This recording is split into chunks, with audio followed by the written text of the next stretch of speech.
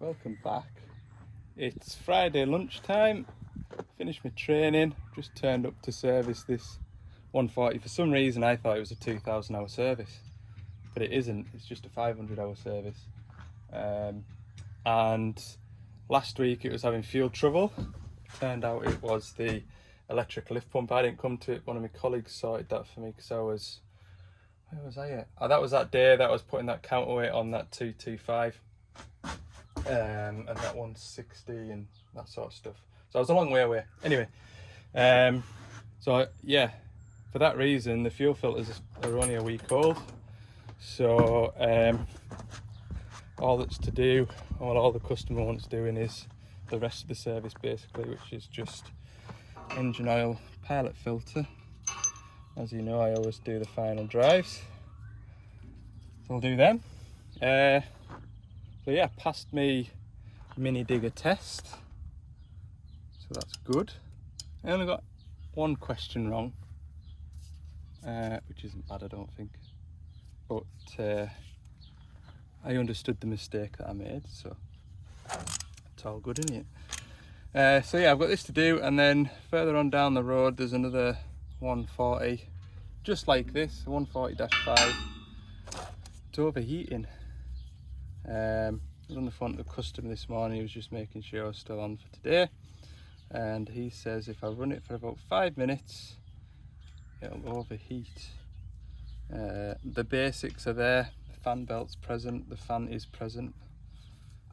I'm not sure whether or not we'll have blocked radiators, whether or not we'll have a bad thermostat, or even worse, a water pump, because the thermostat and the water pump I've never done on one of these Perkins engines before, so I'm not sure what sort of a job it is to do. So we'll have a look together, go through the troubleshooting on that. But yeah, well, I say get back into the swing of things after having a week in a classroom basically, and try and remember what I need to do. Okay. So this machine sat for quite a while, and because of that, these chains have seized up. And I remember the customer phoning us when he was sort of putting it onto a job, asking, is there anything I could do about them? Might be worth putting it down in the comments. Any ideas how to sort that out? Because my advice was to jack one side up, and I'm sure in the past on second-hand machines you used to just sort of run a mixture of diesel and gear oil into these joints here and just track it round and round and round and round and round and round and round, and eventually and just gently take the track tension up, and eventually they kind of work themselves loose again. And I'm sure that worked for us, but I don't know how long it worked for. You know, I think we did it for a second-hand machine, and then the second-hand machine went out and I never saw or heard of it ever again. So let us know in the comments, how do you kind of sort out kinks on tracks like that? Be interesting to know. Just keep an eye on that engine oil because it's a half full drum and I'm just not 100% sure whether it'll all go in. God, if you could feel the heat radiating out from here at the minute. Oh, it's so hot. Like normally I would just grab that filter with my gloves on, but even it's warm like. Oh wait, I haven't got anywhere to put it. I'll put it into that dish. Right, that's my filters done. Just two today. I've just got my oils to put back in. Tell you what, it'll be a breeze pumping the gear oil at this temperature. Yeah, and then I'll be finished. I did notice when this is the machine I came to last week there, not last week, earlier in the week, sorry. We had this water and fuel light on. I did notice when I was operating the machine it was a bit sharp and jerky, and I think it'll need a pilot accumulator just to take those peaks out the pilot pressure. So I must remember to put that on my service report. Right, grab all my tools. I'll get some oils out. So I'm just about to put engine on it, but while I'm here, just quickly take the tension off the fan belt. Just check all the bearings. Condition of the fan belt is actually really good. Make sure I put that back on properly. Check the bearings. It's all right. Fan bearing. Normally, if the fan bearing's away, you can just grab it at the top here. And if you just pull up the way, you get a little clunk. That's okay as well. Someone remind me of how hot I am when I'm in the middle of the woods in November and the sleet's coming down and I'm splitting a track and changing a final drive. Oh dear goodness. I suppose at least if you're cold you can put layers on. When you're hot, there's only so much you can do before you get kicked off site. One of the questions that I answered in the previous video about are the undercarriage parts sealed for life parts, or can you change the oils? This machine's particularly clean, so I'll show you. That there is the bung where you'd pull out to drain the oil out of this bearing carrier for the idler. Do the same on the other side. But to do that, you'd need to split the track, pull the idler out, and then take that out and allow it to drain overnight. And then the same with the rollers. Is there a clean roller? Yeah, there you go, look. The bung on there as well. So again, you need to take each one off and replace it. And that one's got one in the centre to replace the oil. But generally, I think, well, if I was doing it through Gordon's, probably the labour to pull all the rollers off, drain the oil and then refit them all, it'd be cheaper for the customer just to buy a roller and fit it itself. So yeah, generally they're just a replaceable part entirely. Right, we'll jump on it, fire it up and just check pressures. In fact, before I start it, I'll just turn the ignition on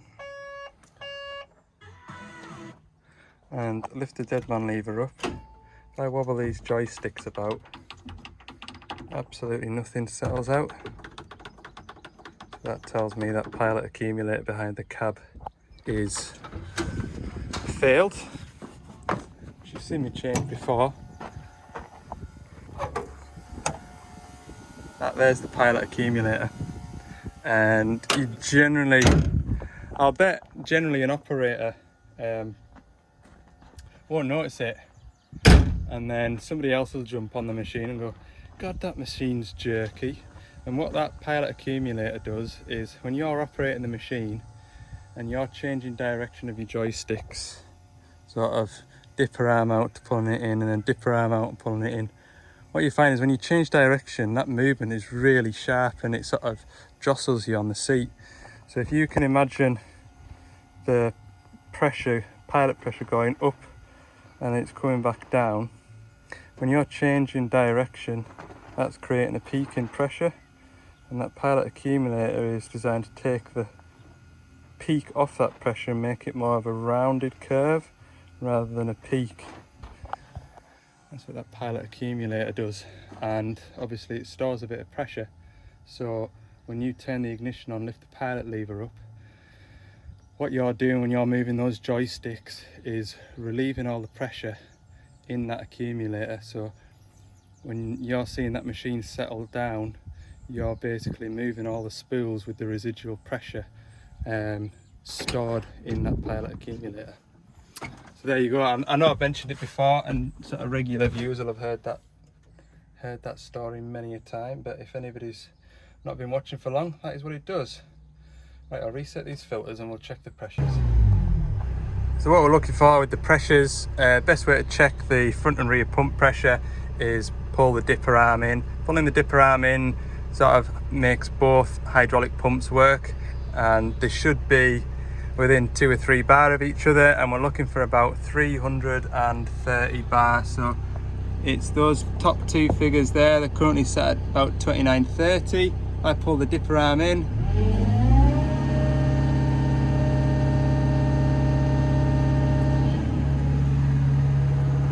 that is slap bang in the middle of the tolerances. In fact, I bet since this machine was new, it hasn't lost 1 bar of pressure. Then what you need to do, as long as the machine is in dig mode, just double check, yeah, in dig mode, that one there, we can check the power up button. So you see that weight lifter fella there, I press the left hand button on the right hand joystick, you see that comes live, and that's your power up button. So that's the button that sort of overrides, so to speak, the main relief valve, and it gives the machine an extra, I think it's about 30 or 40 bar. We'll find out in a minute. I'll show you.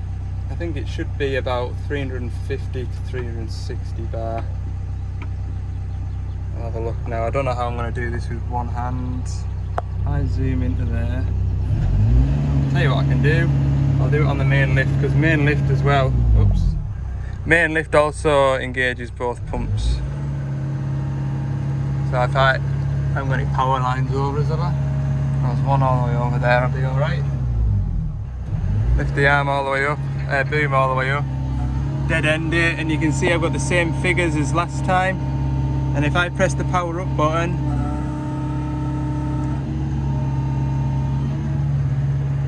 so that went up to about 350-ish. So that's working as well.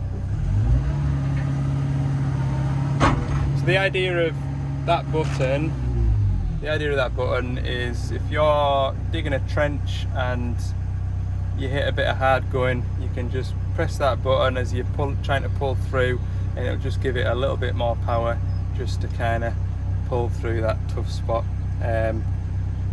We don't want to give the system full 350 bar pressure all the time, so that's why it's just a momentary kind of button.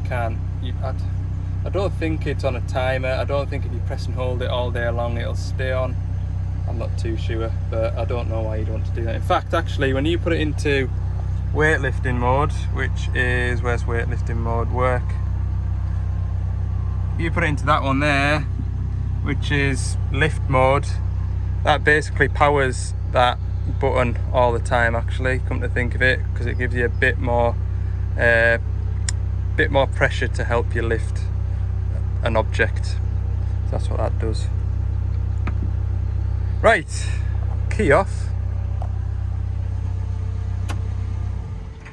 Should have started the van and had it running with the aircon on, because that windscreen and that sun is going to be making it very hot in there. Right, I'm at this 140 that's been overheating. Just having a quick scan. I don't think this machine's been running today. Look at these grates, there's a bit of build-up of stuff in here. But it says it overheats within 5 minutes. Another thing it could be is the air filter. Bit of stuff coming out of there, look. I've actually got air filters because I didn't fit into the last machine. I'll jump on it now, turn the ignition on, just see what the coolant temp sensor's reading, because if that's reading 80 degrees and we haven't started it yet, then there's something a bit fishy there as well, isn't there? So we'll have a look. So we'll go into the service menu and go to monitoring, engine signal, coolant water temperature sensor 70 degrees, fuel temperature 54, maybe it has been running. AdBlue temperature 210. Oh, that's sorted itself out. Intake manifold 60, 70 degrees. Seems a bit hot. What is the hydraulic oil temp? 39. Probably right, because it's in a big black tank. I know my van's reading, well, when I came from that last job, when I got back in the van to set off, it was reading 32.5. So I wonder if we've got a temp sensor fault. Start with the simple things. What should I do? Let's go and have a look at the temp sensor. So I just spoke to the customer there on the phone, and somebody was here about 45 minutes ago. Worked it briefly, so that is why I've got a high coolant temp. So the feel of these hoses. Oh, that's red hot, that is red hot. I wonder what the bottom, oh gosh, yeah, that's hot.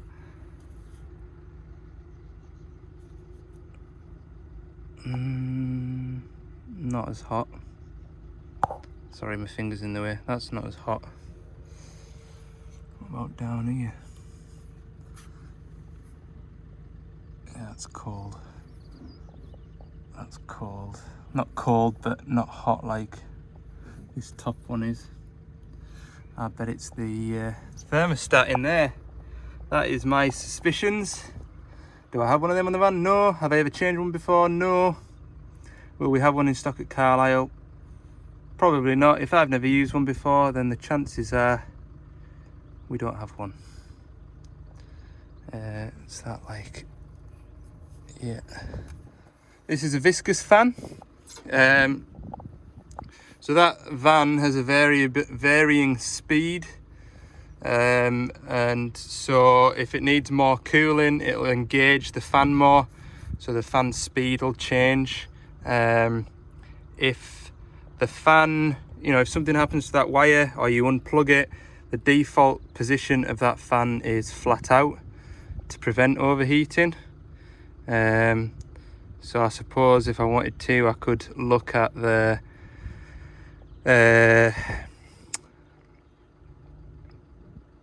fan speed sensor, but I'm inclined to think that's red hot. Down here after the thermostat is nowhere near as hot, so I think it's the thermostat like I do. Not a bad little doodad to change, look.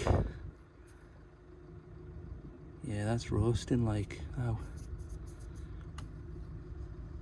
I think we'll go thermostat me like. I do, and it's like all one unit as well. That you can't just pull it out and chuck it away. I'll pull it out, put the pipe back on just to prove a point.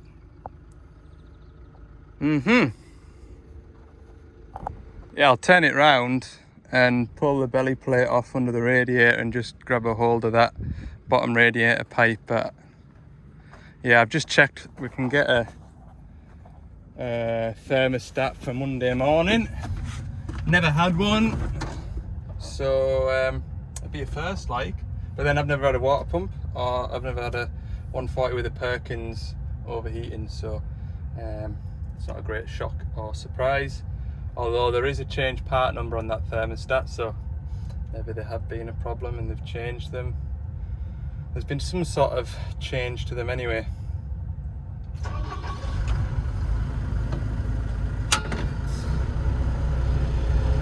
Swizzle around.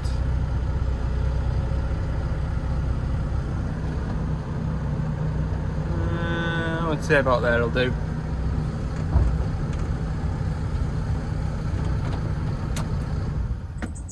Right, we'll go and have a feel of that pipe when I get the plate off.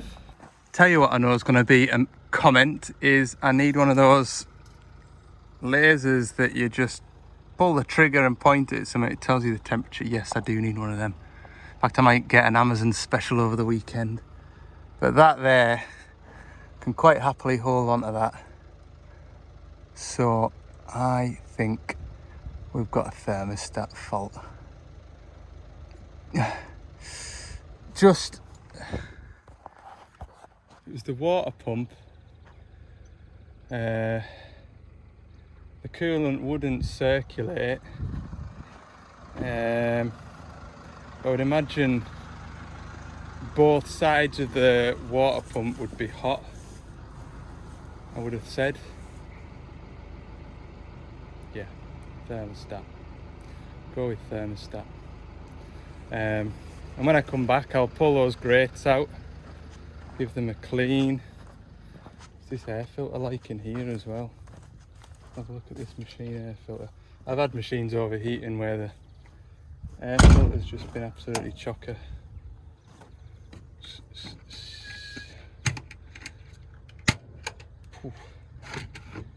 That's not too bad. There'll be dust on it, but to be fair, not the worst I've ever seen, but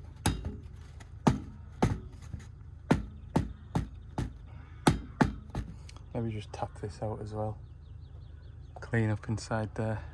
Yeah, see, something like that air filter, quite handy to have a Makita or a Milwaukee leaf blower type of idea just to blow it out, but it is supposedly the operator's responsibility to clean that air filter out, but then the argument is that you shouldn't be blowing air filters out because of the fine dust. So to one of them, like, isn't it? It is, but I'll give it a tap out anyway. But yeah, you're damned if you do, damned if you don't, aren't you? You end up with a lung disease because you're blowing air filters out. I suppose you put a mask on, stuff like that, but I know health and safety these days, they don't like you blowing air filters out. So yeah, right, I'll put this belly plate on, we'll get a thermostat ordered for it and come back. I'm heading over to service 380 shovel on Monday, so I won't be far. Coming here isn't far out my way to come and just pop that in, like it'll just be a half-hour job. So yeah, that's what I'll do, get that bit ordered. The only problem is I was wanting to wear sharp in the morning on Monday, and I'll have to hang around then for that thermostat to come in. I'll have a crack with the customer, see what he says, see how desperate he is. He maybe say, oh, just get it in the car, I'll come and collect it and fit it myself. Like, you just never know, do you? Okay, right, that's the day done. I've just been in the yard there sorting some bits out for next week, and I've made it home and realised I haven't done an outro. So I hope you all have a good weekend. I think the rest of the UK will join me and say that it's just a few degrees too warm at the minute. I've been struggling this week just because I've not been out and about doing my usual stuff. I've been struggling to get to sleep, and that's probably as well to do with being sort of hot on a night, but also just sort of being sat in a classroom as well. So I'm just sort of, yeah, I'm looking forward to getting back at it next week. Monday will be busy. Monday is going to be a full day. Like, we'll put that thermostat in and then head over and do that 380 shovel, and that's a big-ish service to do on that. Axles, transmission and engine, so hydraulic filters too. Anyway, we'll talk about that on Monday. I hope you all have a good weekend, and yeah, shorter video probably. We'll see what it amounts up to, but hope you've enjoyed it all the same. Thanks for watching, and we'll see you in the next one.